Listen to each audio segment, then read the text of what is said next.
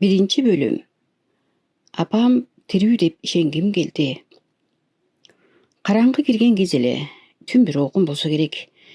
Жүк ташуучу машиненин үстүндө бир бурчунда бүрүшүп отурам.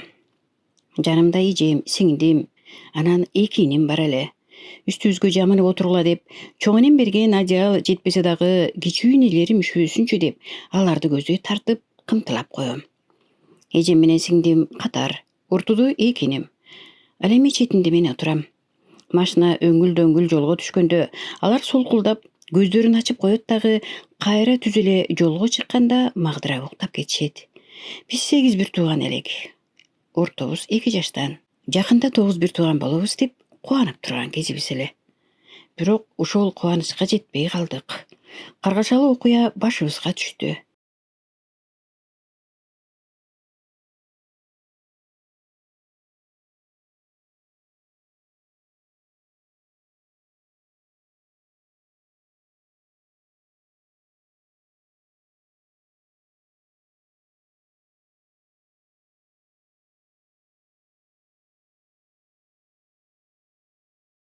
Адатта окуу жылы аяктап, сабак бүттөрүнө 4-5 күн калганда тоодон атабыз келип, мугалимдерден сурап, бизди жайлоого алып кетчү.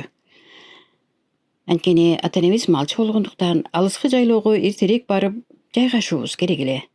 Машина деле көп каттачу эмес. Анын үстүнө биз баарыбыз жакшы окуган, тартиптүү, алдыңкы окуучулар элек. Ошондуктан мугалимдер дагы каршы болушчу эмес. Ошентип, бул жылы дагы жайкы каникулубуз жайлоодон өттү. Таң эрте боз үйдө жатып, апабыз түндүктү ачканда көзүбүздү араң ачып ойгончубуз. Атам болсо жылкы айдап келет. Кулун кармап байлашабыз. Бейси алып үйгө сүт кирет. Жегенибиз эт, каймак, май. Ичкенибиз сүт, айран, кымыз. Самоордун чайын ичип, жайлоонун таза абасында кере-кере дем алып, бактылуу балалыкты өткөргөн экенбиз го. Бирок ошол күндөрдүн баркын билбей, ата-энебиздин жумушунан тажап, кыштакка тезирээк эле кетсек экен деп бирибиз менен сүйлөшүп калган учурлар болчу. 2 катар боз үй, дагы 2 катар чатыр тигилчү. Бири боз үй биздики болсо, бири чоң атамдыкы эле. Биздин боз үй чоң жасалгалуу болгондуктан конокторду көбүнчө ушул үйдөн тосчубуз.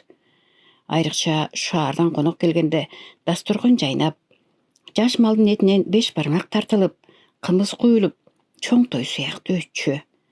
Апам көп сүйлөбөгөн, бирок мээримдүү, боорукер, дасторкону берекеге толгон жан эле.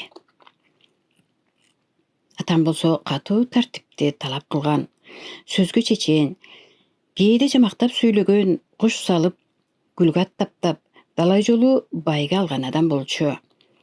Жыл сайын августтун 25-теринде айылга түшчүбүз. Бирок бул жолу августтун башында эле ызы-чуу болуп, шашылыш жыйналып, эмне болуп жатканын толук түшүнбөй эле жолго чыктык. Бир маалда машина токтоду. Кабинадан чоң энем чыгып, балдар, үшүгөн жоксуңарбы?" деп сурады. Андан кийин шоопурга, бала, балдарга могу нанды, айранды берчи" деди. Колума нан менен айран тийди. Курсагым ачка болсо дагы тамак жүрөгүмө баспады. Аны эжеме карматтым. Ошол учурда чоң энемдин сөзү кулагыма угулду. Байкуштарым, апаңардан ажырап калсаңар куурайсыңар го эми.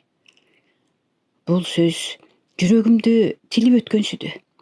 Жүрөгүм дүкүлдөп, ичим туз куйгандай ачышып кетти. Ошондон кийин мен үшүп жатканымды дагы сезбей калдым. Асманды карап, жылдыздарга тегилип, алардан жардам сурап, бир нерсени үмүт кылып жаткандай болдум. Ичимден алар менен сүйлөшүп жаткандай болдум. Апам аман болсо экен, апам өлбөсө экен, апам тирүү, жок, чоң энем жаңылып жатат, жок, андай болушу мүмкүн эмес. Апам тирүү. Ушул оюм үчүн өзүмдү өзүм дагы кээде күнөөлөп, кээде өзүмдүн ушул сөзүмө ишенип да жаттым. Ошол 3 сааттык жол мага 3 жылдай сезилди. Канчалык шашсам дагы жетпей жаткандай болуп кетип бараттык. Уландысын кийинки уктуруудан уксаңыздар болот.